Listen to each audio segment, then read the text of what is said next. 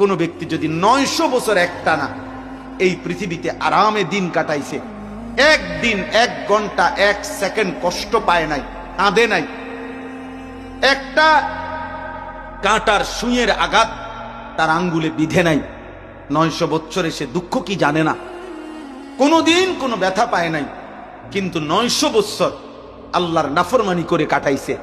চুরি, ডাকাতি, জিনা, ব্যভিচার, সুদ, ঘুষ, মদ, জুয়া, নারী, নাচ, গান, বেহায়াপনা, বেপর্দা, হারাম উপার্জনে কাটাইছে 900 বছর, কিন্তু দুঃখ পায় নাই, একটু কষ্ট তার পায় নাই। আল্লাহর কসম, তাফসীরে আছে 900 বছর পরে প্রথম যেদিন মৃত্যুর সময় হবে, আর এই মৃত্যুর যন্ত্রণা সাকরাতুল মউত যখন শুরু হবে, তো প্রথম সেকেন্ডে, 1 সেকেন্ডে ওই নাফরমান বেঈমান তার 900 বছরের সুখ আর আনন্দ প্রথম সেকেন্ডেই ভুলে যাবে।